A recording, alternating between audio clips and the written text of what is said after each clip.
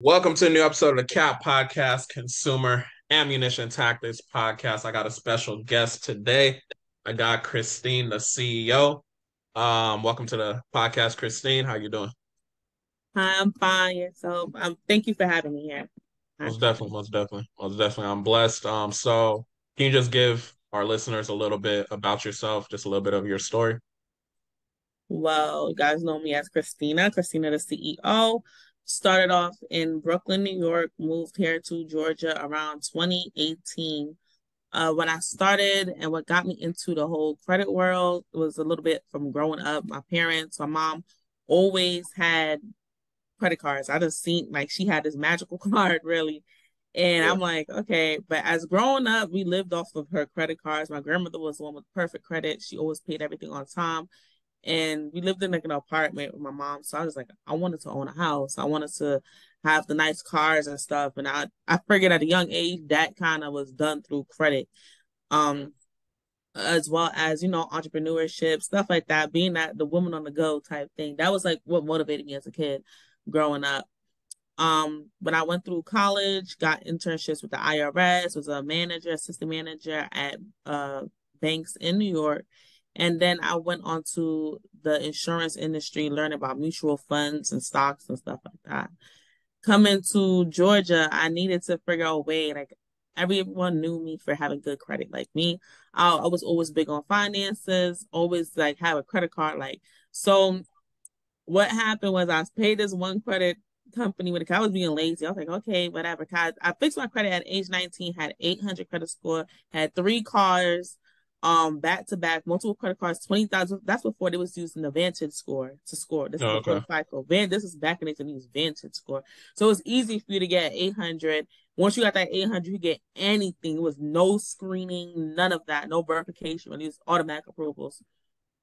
Let someone use my credit, messed up my credit. So that's why I tell people be very careful who you co-signing or who you have as an authorized user on any of your Mhm. stuff. Be very guarded. So messed up my credit, and then after hired this company to fix it, they was like, "What do y'all do? What's taking so long?" Like, so I've been there on the client face, the client interface. So Yeah. no, there's no communication. No one is talking to me. Nothing. Like I'm just. I even forgot I even had the membership with them. Oh man. And I was just saying, like, you know what? I could do this too. So I started dibbling, dabbling with it. And I'm like, okay, I'm seeing things fall off. My score's going up, everything. And then after, people always come to me with financial advice because I've graduated with a master's in finance and investments from college. So I'm big on finances. So I'm like coaching them as I'm doing what I need to do because I know what to do and how to do and how to fix myself. Like I know what to do. So I'm Mhm. disputing things coming off, whatever. And then after that, I'm saying, okay, cool. Like, mind you, I had messed up my credit. My car got totaled out and stuff. When I came to Georgia, so I need to get in another car. And I never paid a down payment for a car ever, really. So when they came to me, it was like at the time they asked me like, "Yeah, you need to put down some money." I was like, "Put down some money? Wait, what?" And this car, and the car wasn't even a brand. It was brand new. It was like less, like no more than 3 years old at the time. Like no more than Yeah. 3 years old. I'm like, wait, what's going on? And because I'm like, I had a brand new car that came out the same year. I ain't put no money down to go get an older car at 3 years old, not the to put down. I was like, So that would motivate me. I got what I needed to get done, and I started seeing like the first time when I was not 19 and I had that 800 credit score, I seen how people treated me versus like when I had my score drop and when I walked in, how they treated me at the places where I go, it was not top quality service. I was like, Yeah. I don't like this. So now when I fixed myself and got everything and learned to leverage it, and people was coming to me and whatever, I'm like, oh, okay, cool. This is easy. And I'm like, I was just being, inspiration to other people, changing their lives. So it just made me expand my business, adding services as to what people needed, understanding education. So I'm big on educating people about credit, how it works, how to use it to advantage people. They start, okay, 50,000. That's really not a lot of money. Really, it's Mhm. not. Like you can run through it. And if you especially when you have certain expenses. You may think it's a lot of money, but there's people that make 50,000 a day with no problem. That's sometimes some people expenses. Normal people like you and me. If you don't know what to do with it, then it starts to become like a lot of money because you're not making your money make money for you. So Definitely. And that's what I No, would most say. definitely. So this whole process of you like, leveraging your credit, you're 19, you get an 800, you getting treated like you're in the White House, and then they basically treating you like you're someone on the street once you mess up your credit. Did you document that process or you just like spoke about it? Like how do people know about it? As far as people coming to you for education. People, because I was so, when I started off, I was very shy and stuff Okay. like that. So it's like you had to know me personally, really, to do it. But at the same time, before Instagram was Instagram, I had over 30K followers. So people knew me, had social media from New York. Gotcha. Now when I'm coming through here, through when I came through Georgia, I started posting here and there. Like my friend was like, "Yo, why don't you just use Instagram, whatever?" Because I was looking one time for a car, and she's like, "Yeah, just go look for a car." So I'm like, bingo! I'm here looking for something. Somebody's gonna be on here looking for something too. Uh-huh. So I started posting on Facebook like tips and little questions and stuff like that.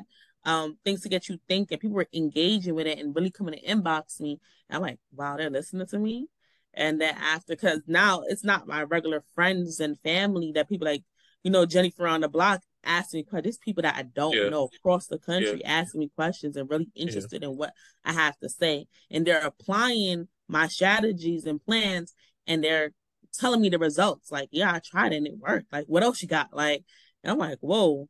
So I started using social media, Instagram, and stuff like that. And I started breaking. I seen people how they were teaching people, and I didn't kind of like that style. So before, like when I actually like this like a couple years ago, I actually brought out this whiteboard that I have behind me, and I'll actually teach on my lives. That's what made me grow my audience.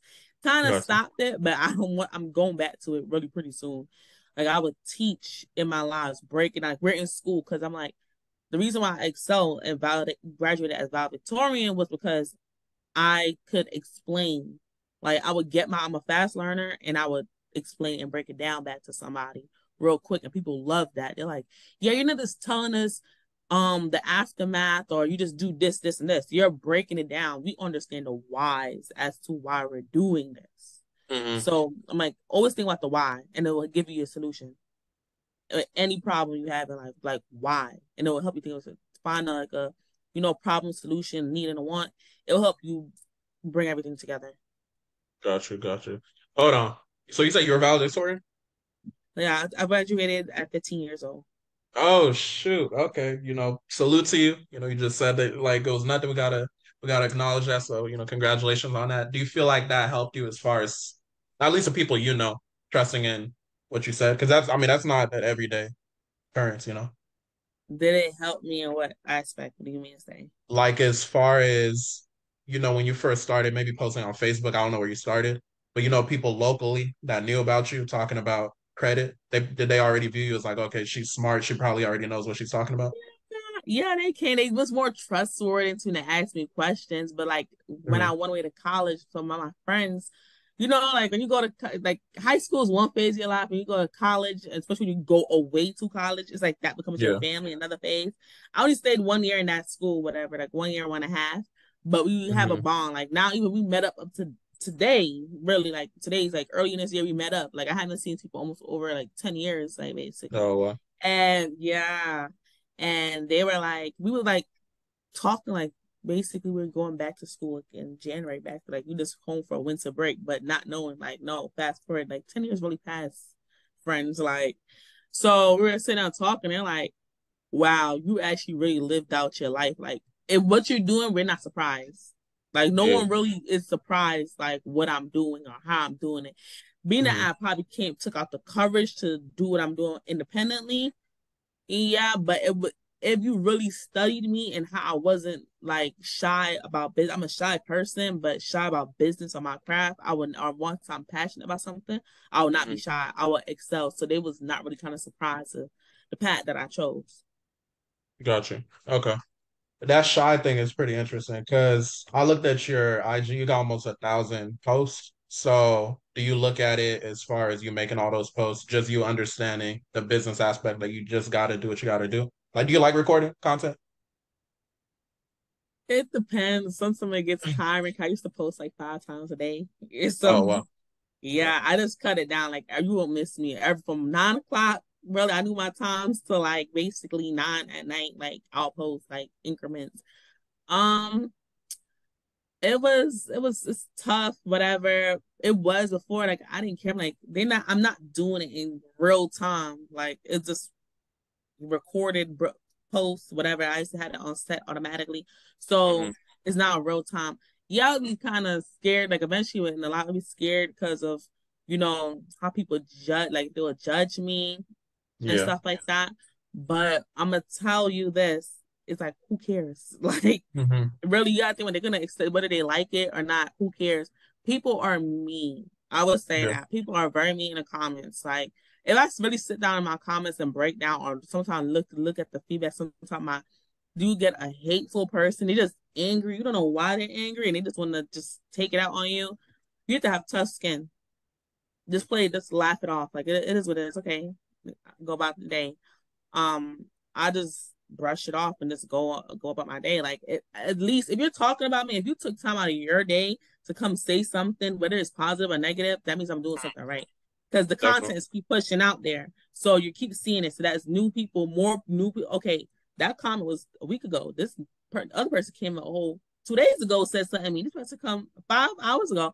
That means it's new content. Your information, your stuff is being. You keep getting more comments, and I want you to comment. I don't care if it's nasty what you said, if it's positive what you said, if it's beautiful. I don't care. You comment because the algorithm is not even reading what you said. It just knew that you commented. So it just look at more engagement happening on my post. So it's gonna push it out to somebody that wants to see what I have to post.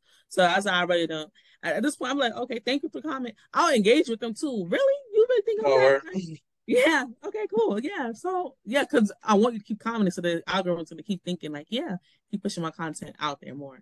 So Okay, yeah. yeah, no, I think that's a good mindset to have with it because I post a lot of content for our business too, and I know a lot of the listeners they have that shy thing, but the way that you put in perspective of it helps the algorithm. I think that's definitely a key that'll help some people. So no, I definitely like that.